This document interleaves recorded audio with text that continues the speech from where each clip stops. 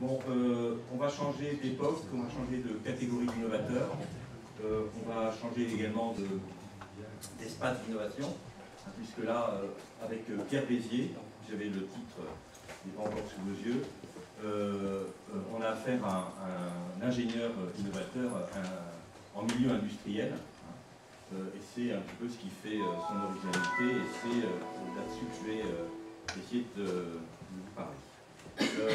Je tiens d'abord à remercier les organisatrices et organisateurs de cette journée d'études, de m'avoir invité déjà.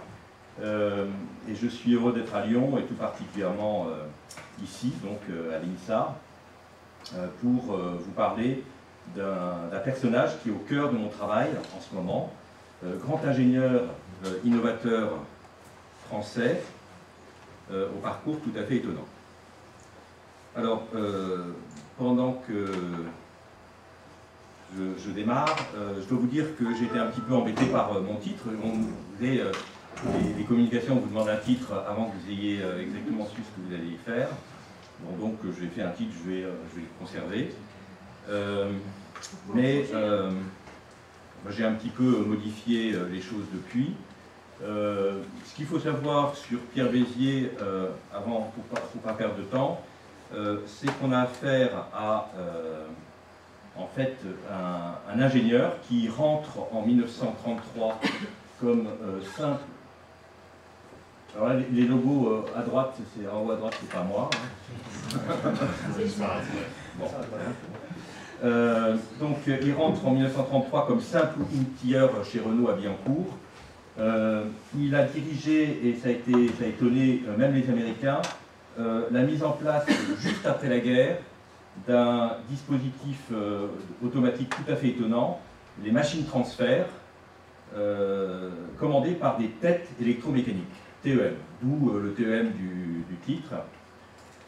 Ensuite, et sans qu'on voit très souvent le rapport, il a été à la base de la conception et fabrication assistée par ordinateur, CFAO, par la définition mathématique de courbes et surfaces à laquelle il a participé.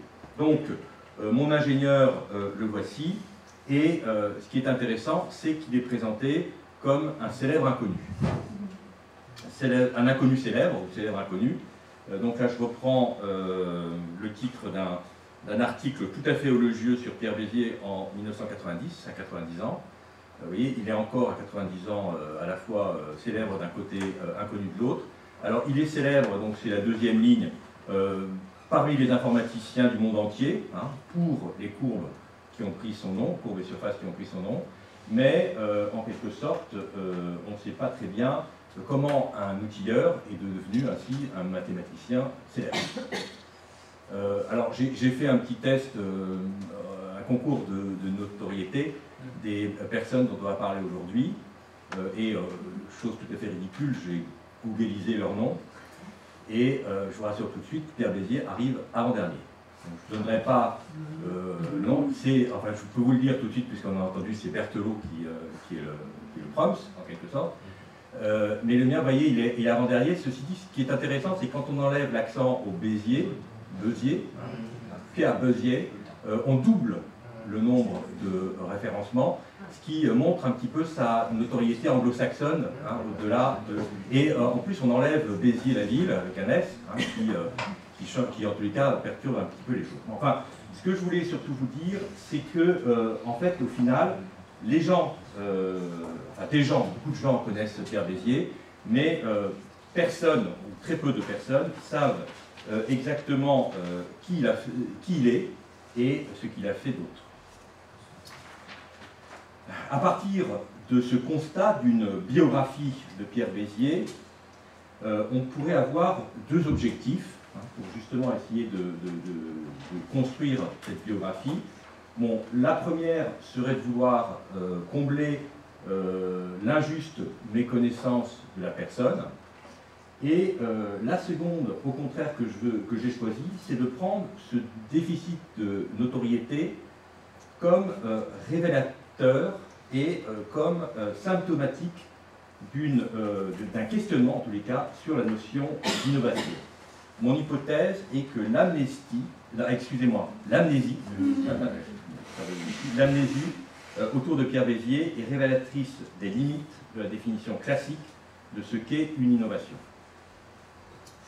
Je prends donc Pierre Bézier comme un cas, au sens de la casuistique développée par Jacques Revel et Jean-Claude Passeron, et qui ont montré que cet ingénieur n'entre pas dans les cases, c'est-à-dire dans les catégories habituelles de l'histoire de l'innovation, et que plus généralement, l'inventeur qu'il est sans aucun doute révèle d'une pratique créative, on en a parlé ce matin, tout à fait spécifique et originale, que je qualifie d'innovation frugale. Donc là, j'ai fait le tour de mon titre, normalement, vous avez tous les éléments. L'enjeu de cette biographie est de repérer un style d'innovation qui échappe, je dirais, au radar habituel des critères dominants.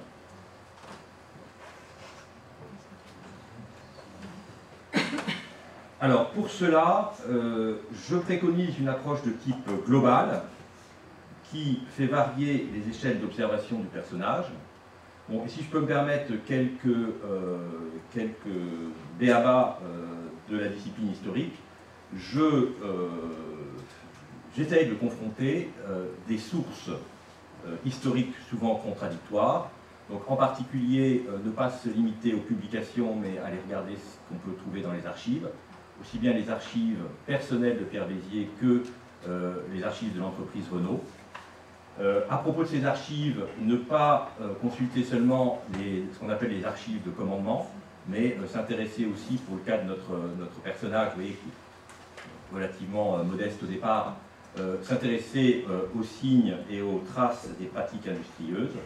Et dernier élément, ne pas se limiter au texte, mais aller voir ce que montrent les images et écouter ce que disent les témoins, hein, les sources orales.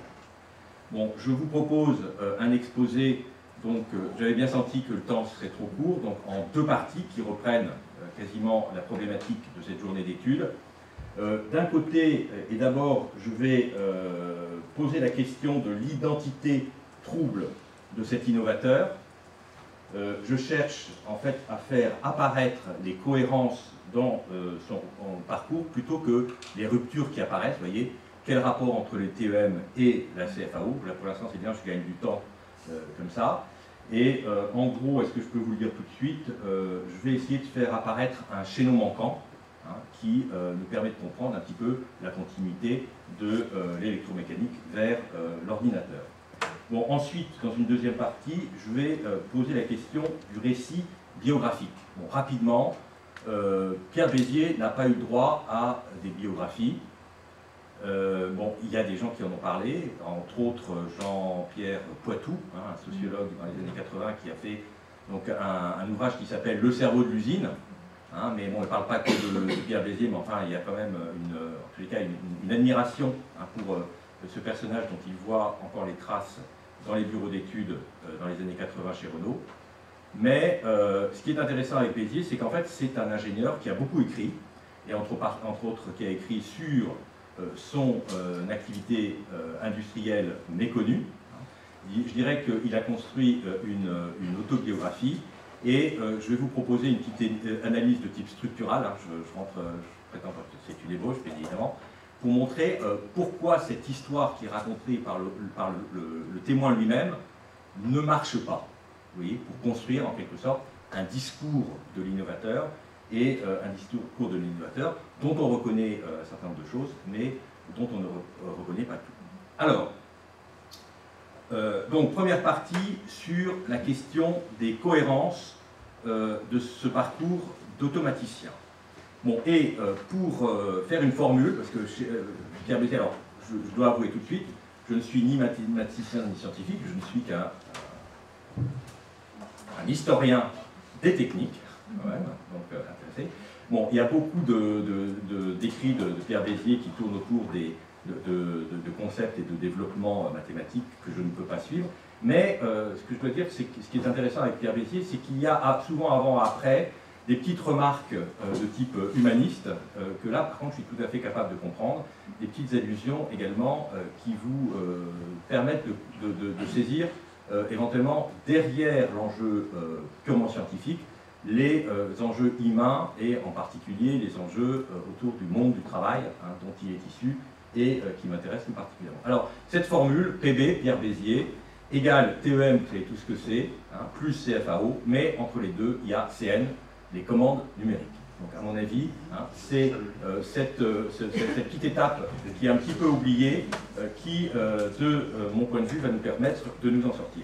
Bon, deuxième chose, c'est que vous avez affaire à un ingénieur qui est obscur peut-être, on va le voir, dans un premier temps en tous les cas, mais qui ne vient pas de nulle part et qui agit dans un groupe, ou éventuellement dans plusieurs groupes. Un groupe en particulier, celui-ci qui est sa promotion de 1930 de l'École des Arts et Métiers de Paris, et des gens qui partagent une même vision du monde mécanique que lui. Bon, Pierre Bézier se définit lui-même avant tout comme un outilleur, donc usineur entre autres, mais il dispose d'une triple formation. D'abord, comme Gazard, il est avant tout un mécanicien. J'introduis des termes que vous allez revoir. Ensuite, comme Supélec, il est un électricien, mais électricien courant fort, ça aura son importance. Et troisièmement, comme réserviste, suite à son service militaire, il est artilleur et topographe, c'est-à-dire qu'il a développé une capacité à se repérer dans l'espace et à viser un point qui a été déterminé à l'avance. Bon, il embauche chez Renault donc au tout début de sa carrière, c'est son premier emploi, et il reste chez Renault jusqu'à sa retraite en 1975. Vous voyez, on a une sorte d'unité de lieu tout à fait extraordinaire, sauf que, bien évidemment, je ne vais pas vous faire un cours, l'entreprise Renault change énormément entre le début de sa carrière et la fin, et je pense que si l'homme reste en place, l'entreprise change, et donc ces innovations suivent aussi cette évolution-là.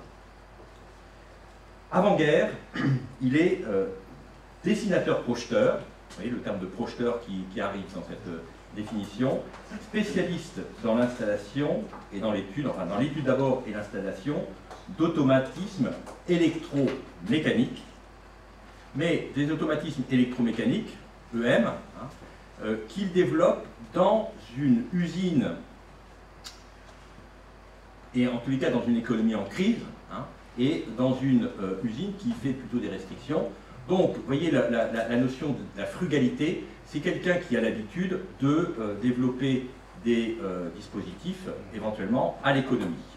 Et c'est dans ce contexte, bien évidemment, qu'arrive sa première innovation, c'est Cassel qui est reconnue, les têtes électromécaniques. Alors, qu'est-ce qu'une TEM? Une TEM, c'est en quelque sorte un élément standard d'une machine-outil, mu par deux moteurs. Vous voyez les deux petits moteurs, j'appuie au passage, ceux que j'ai sur la photo. Donc, deux moteurs, un pour l'avancée, deux moteurs électriques, un pour l'avancée du dispositif et l'autre pour l'entraînement des outils. Bon, ces têtes électromécaniques sont placées sur une ligne d'usinage qu'on appelle machine transfert ou chaîne transfert, je veux dire les deux termes apparaissent à cette époque-là, et ils sont en quelque sorte contrôlés et synchronisés par le biais d'une boîte, enfin d'une armoire de commande, tout à fait étonnant, avec ces relais électromécaniques dont vous avez la trace. Alors, comment, vous voyez, juste à la fin de la guerre, dès 1945, un ingénieur peut-il proposer une machine aussi sophistiquée, enfin un dispositif aussi pensé et sophistiqué. Alors, ce qu'il faut savoir, je vous cache encore un des éléments de l'explication, mais ce qu'il faut savoir, c'est que cette machine a été en fait développée au sein du bureau d'études outillage mécanique, dont il faisait partie, et dont j'ai trouvé une photo de groupe, vous voyez, prise entre 43 et 45, entre 43 et 44, pardon. Pierre Bézier dit que c'est en 44, j'ai aucune raison de ne pas le croire, mais en tous les cas au début de l'année. Et Pierre Bézier, en fait, dans ce groupe dont il est un des directeurs adjoints officieux, hein, ou chef, en tous les cas, de service adjoint, il est dans l'ombre sur le côté, hein, on le voit, vous voyez, tout au fond, quand on éclaire ce dispositif. Bon, et c'est avec cette équipe-là, donc en tous les cas avec certains des membres de cette équipe-là, qu'il va développer pendant la guerre, en tous les cas pendant l'occupation, de façon à la fois presque clandestine, en tous les cas secrète, comme tout bureau d'études, presque clandestine, qu'il va développer avec des moyens extrêmement limités l'idée, en fait, qu'il avait eue un petit peu avant, et pour lequel il avait besoin d'une équipe pour pouvoir mettre en place ne serait-ce que le prototype du dispositif. Bon, ce que vous retenez de cette idée-là, c'est que c'est quelqu'un qui sait faire avec les moyens du bord et avec les compétences dont il dispose, les compétences humaines dont il dispose autour de lui. Et, chose totalement exceptionnelle, j'insiste là-dessus, au lendemain de la guerre, Renault, donc la régie maintenant, hein, nouvelle régie Renault, est capable de mettre en place extrêmement rapidement, c'est-à-dire dès avril 1947, les machines transfert dont vous voyez ici l'installation de la première. Hein. Donc là, vous retrouvez tous les éléments. Bon, vous avez ici un dispositif tout à fait étonnant. C'est un exploit technique qui suscite des jalousies, hein, de la part d'autres membres de l'usine. Pourquoi ? Parce que ça a beau être un système relativement économique, il n'empêche que dans une situation de pénurie, et en particulier de pénurie de capitaux, la direction de l'époque, en la présence du premier PDG, Pierre Le Faucheux, donc l'usine en quelque sorte, a mis tous ses moyens, hein, tous ses investissements dans ce dispositif, un dispositif qui en plus se développe au cours de l'année. Il n'y a pas simplement une machine transfert, mais il y en a une dizaine, c'est-à-dire une dizaine d'éléments d'usinage qui sont mis en ligne, hein, selon le système de Pierre Bézier. Alors, ce dispositif, bon, qui est d'abord extrêmement, comment dire, qui est d'abord jalousement gardé, hein, c'est une avancée technologique, et tardivement promu à la fin des années 50, parce que la régie Renault, l'État oblige la régie Renault à partager son avancée technologique avec d'autres industries. Alors d'autres industries généralistes, en particulier Japy. Alors, je dis ça parce qu'il y a un spécialiste de la question. Donc ils vont installer des machines-outils, des machines transfert pour Japy. Mais pire, et je m'adresse toujours à la même personne, également pour ses concurrents, à savoir en particulier Peugeot. Bon, vous avez dans un ouvrage, j'en profite pour faire la publicité, vous avez certains de mes collègues qui sont intervenus sur ces questions-là. Hein. Donc un ouvrage collectif qui a été publié par l'UTBM, hein, et qui raconte toute une partie de ces aventures. Bon, alors ce que je voulais faire maintenant, c'est vous montrer deux exemples, enfin deux extraits de ce film de promotion. Le premier qui montre le caractère entièrement automatique de ces extraordinaires machines transfert.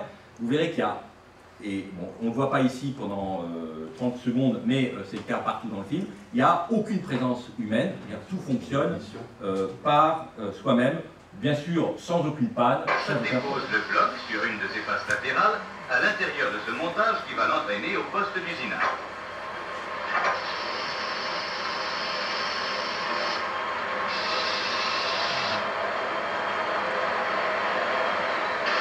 Nous distinguons ici les 16 unités d'usinage qui constituent la première machine transfert.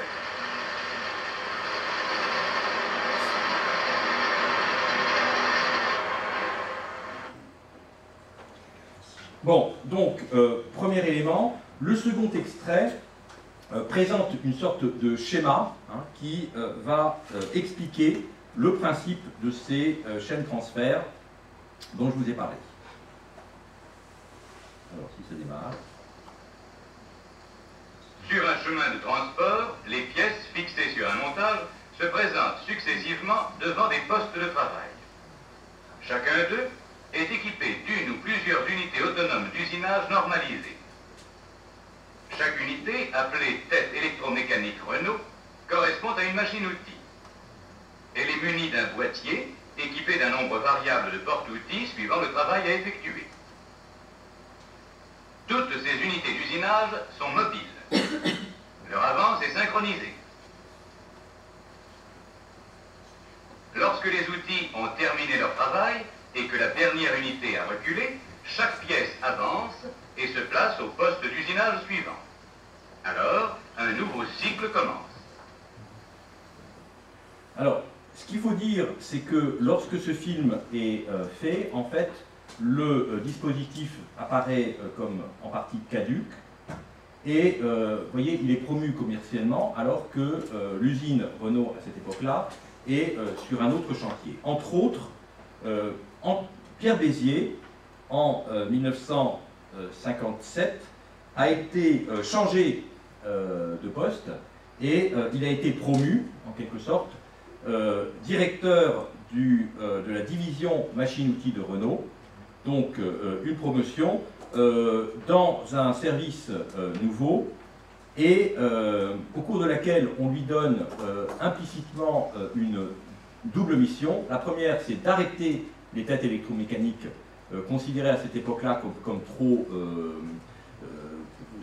pas assez flexibles, et au contraire de développer un dispositif promu aux États-Unis à partir de 1955, en particulier au Salon des machines-outils de Chicago. Donc les fameuses commandes numériques, des commandes numériques qui sont considérées, en tous les cas présentées, comme étant absolument nouvelles et particulièrement flexibles par rapport aux dispositifs mis en place dans les années 40. Et Pierre Béziers donc relève le défi, vous voyez, dans sa nouvelle division. En particulier, il embauche un ingénieur à la fois centralien et Supélec, mais courant faible, donc un spécialiste des transistors, et ensemble, ils mettent en place un certain nombre de machines à commande numérique, dont la machine à équilibrage automatique des vilebrequins, dont vous avez une publicité bien postérieure, qui apparaît comme une sorte d'exploit technique. Donc un exploit technique considéré comme impossible, parce que je ne rentre pas dans les détails, mais pour réussir à compenser le balourd d'un vilebrequin, il fallait l'intervention à cette époque-là d'ouvriers très qualifiés. Passage des ouvriers très qualifiés, fortement syndiqués, et là on arrive dans un questionnement, vous voyez, le côté politique de la technique. Bon, toujours est-il que cette mise en place, elle ne dure que 3 ans, parce que très rapidement, vous avez une rupture dans la carrière de Pierre Béziers, et Pierre Béziers est, je le dis, mis au placard en 1960, alors qu'il vient de se lancer dans une opération. Il est mis au placard, bon, c'est-à-dire qu'il est déchargé de la direction de la division machine-outils, qui progressivement va être dissoute. Elle renaîtra plus tard, mais dans d'autres circonstances. Deuxièmement, il est rattaché à la carrosserie, c'est-à-dire que vous mettez un mécanicien chez les carrossiers, c'est une façon de l'isoler. Et troisièmement, il est installé dans un bureau, un petit peu comme celui que vous voyez ici. Je n'ai pas de photo de ce bureau-là, je vais avoir d'autres types de représentations. Donc il est installé dans un bureau sans subalterne et sans réelle mission.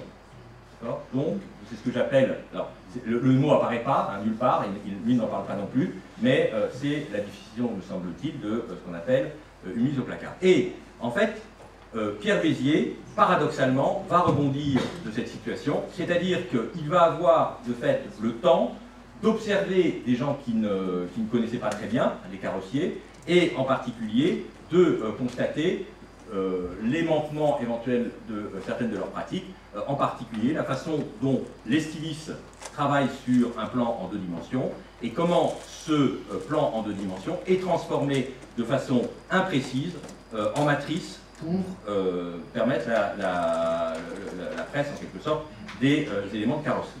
Alors, ce qui est passionnant, c'est que cette nouveauté apparaît encore une fois subrepticement dans un film de 1969, donc qui présente le proto 117, et dans lequel on voit, dans un premier extrait que je vous montre un petit peu plus long, le contraste qui est présenté entre les pratiques traditionnelles des carrossiers et une nouvelle méthode mise en place. Il n'est pas question de nom, mais en fait, on sait nous que c'est...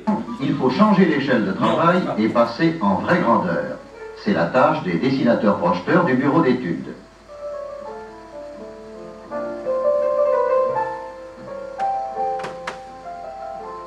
La précision, 2/10 de millimètre, c'est celle du trait le plus fin dont il faut plusieurs centaines de mètres pour tracer toutes les vues du grand plan.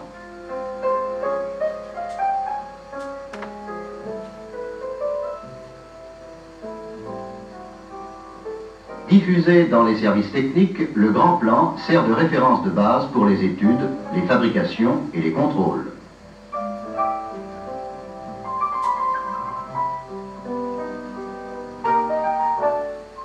Bientôt, l'ordinateur sera l'auxiliaire des études. Dans l'avenir, cet ensemble expérimental, réalisé par la Régie Renault et la Compagnie internationale pour l'informatique, permettra de dessiner toute courbe complexe, ainsi que ses dérivés, à partir d'un modèle mathématique. Alors, le deuxième montre, donc là c'est dans la conception, et en termes de conception, Pierre Bézier n'est pas absolument novateur. D'autres, en tous les cas aux États-Unis ou ailleurs, chez Citroën, ont pensé à la chose. Ce qui est peut-être nouveau, c'est la traduction Suite de l'équipement pour l'avenir, mais cette fois en 3 dimensions. Cette fraiseuse à commande numérique et programmée par ordinateur complétera la table à dessin automatique du centre de recherche.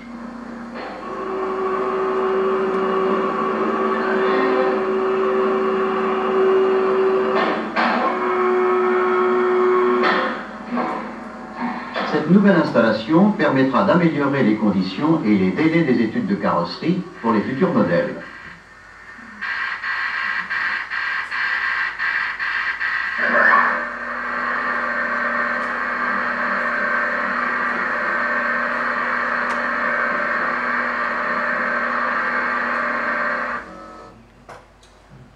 Alors, ce qu'on retient de ce dispositif, c'est que dans tous les cas, vous avez en fait des technologies différentes qui sont utilisées pour un même objectif.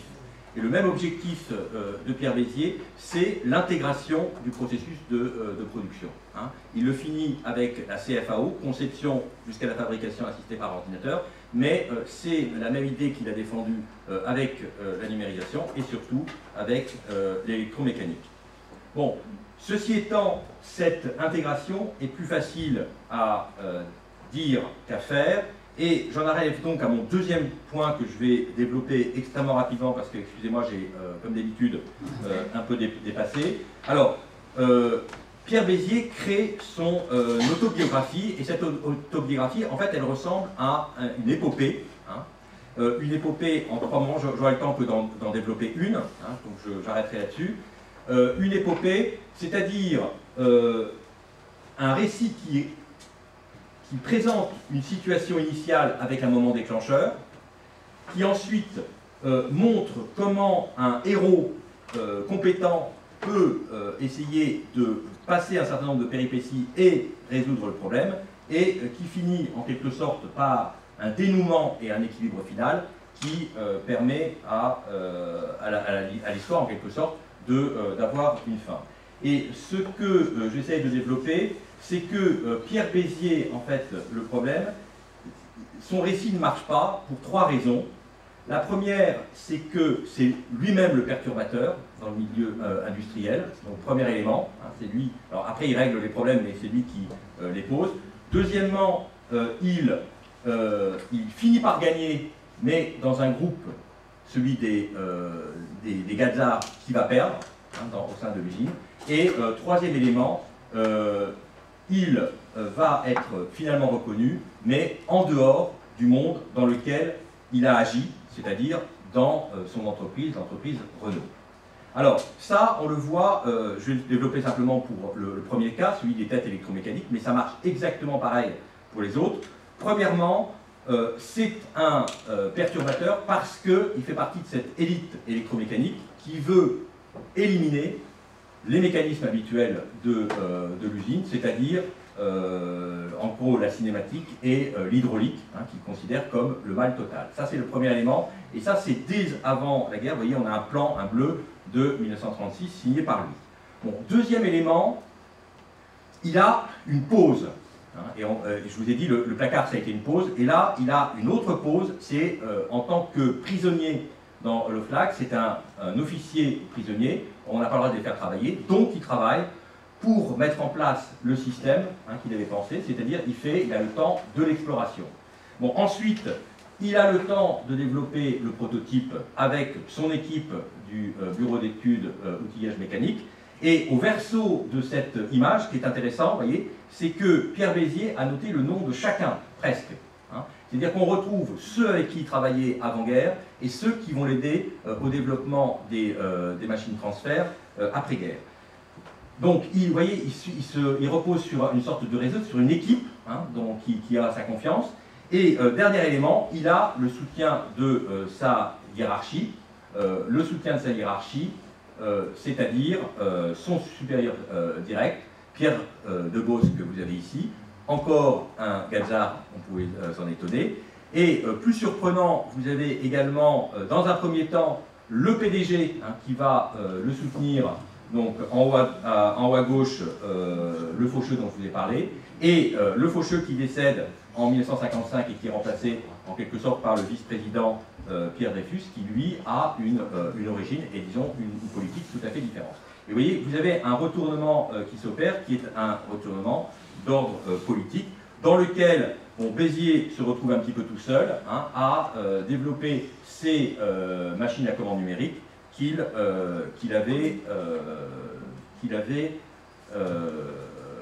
que personne ne pensait qu'il serait capable de faire.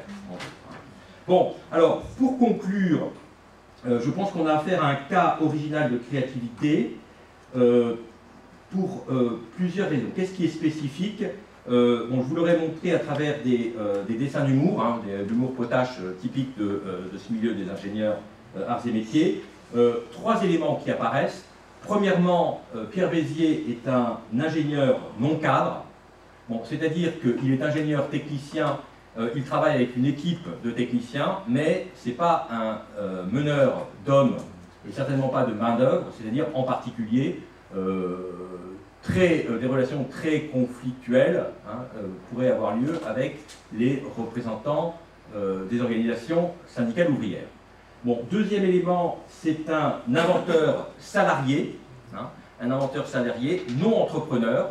Bon, il arrive à un moment, c'est ce que j'essaie de montrer, il arrive après après le départ, je dirais, des pionniers de l'automobile, ceux qui ont monté leur boîte. Dans les années 30, il est plus question, il est très peu question de réussir à monter une boîte spécifiquement, et il arrive avant ceux qui vont développer leur start-up quand lui part à la retraite.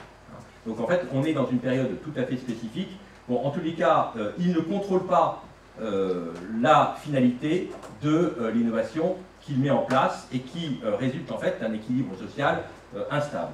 Et dernier élément, c'est un représentant d'un style créatif d'une époque, donc un style créatif d'une époque qui est un style lié en tous les cas à une formation mathématique spécifique dans les écoles d'ingénieurs et en particulier aux arts et métiers. Bon, en gros, une approche mathématique globale qui incite en fait à percevoir la fabrication automobile comme un ensemble, un processus mécanique d'ensemble, ce qui va réussir à obtenir au moment de la CFAO. Je vous remercie.